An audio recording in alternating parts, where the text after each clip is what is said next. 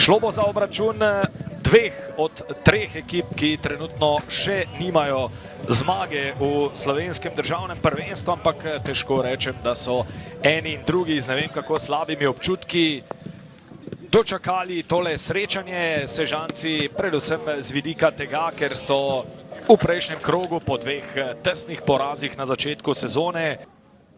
Wow, Kali. Šlo mimo Flisa, ki se je vključil v tole napadalno akcijo. Flis je v kazenskem prostoru, pa priložnost morda za Bajdeta. Bajde strelja mimo vrat Gregor Bajde, toda to bo, kot kaže, kot za Celjane. Ovsenek in Tolič, ki ima ogromno prostora. Celjani so se zdaj povlekli na svojo polovico. Kali. Nabil Kali, to je nevarno. In potem je Rozmanu žoga nekako povzela, vendar samo v kot. No, tule je zdaj prišel do še enkrat Zabukovnik, leta je ob njem.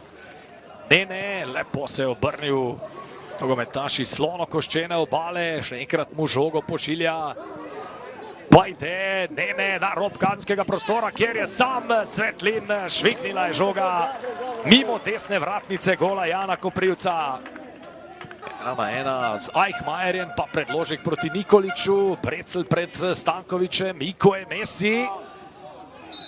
Prekršek Ovseneka. Ovsenek pa že ima rumeni karton in to bo izključitev. Tule si je pomagal z rokama Ovsenek ob Iko je Messiju. In Matej Jug mu je pokazal drugi rumeni karton, drugi opomin in hkrati izključitev za branilca Tabora. Že v zadnjem medsebojnem obračunu teh dveh ekip, res da v Celju, ko je sodil Slavko Vinčič, so Sežančani tekmo končali z deseterico, ko je bil izključen Klemen Nemanič. Tule, poglejte, je Ovsenek takole z rokama prijel Iko je Messija.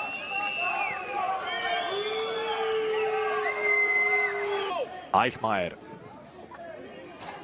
Matič, Korošec in Letaj sta bila ob njem. Eichmajer, Bambl, pa Bajde z težkega položaja, še enkrat vratnica in potem tudi v drugo.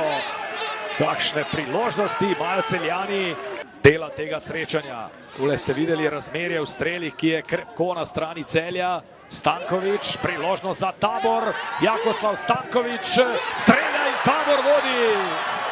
Jakoslav Stankovič je strelec v 84 minuti, Celjani so zapravljali priložnosti, Sežanci prav so preko Stankoviča v 84 minuti.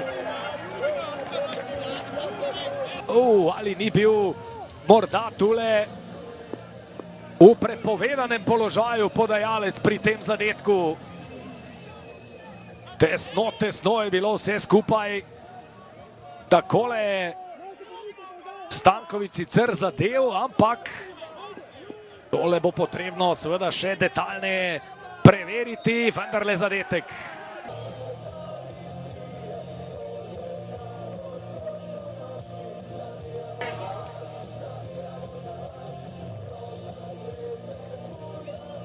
Dušan Kosič, čestitke za zmago. Verjamem, da je sladka, sploh na način, na kakršen je prišla, ko ste zgodaj v drugem polčasu ostali z igralcem manj, pa na koncu še zadeli. Verjetno občutki v tem momentu fantastični.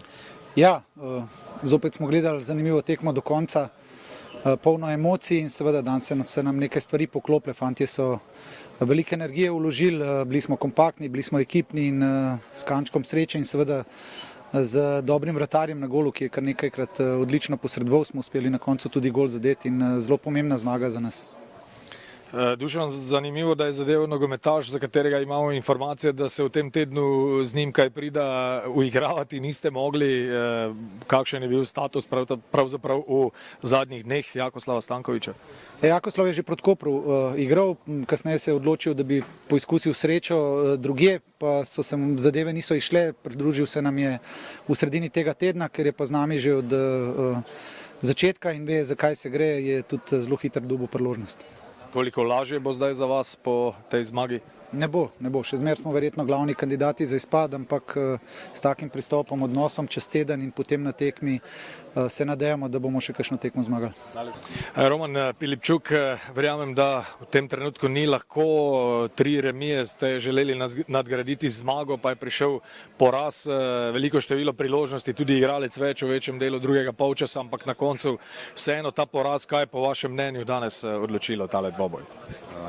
Ваше мнение, что сегодня решило сегодняшнюю игру?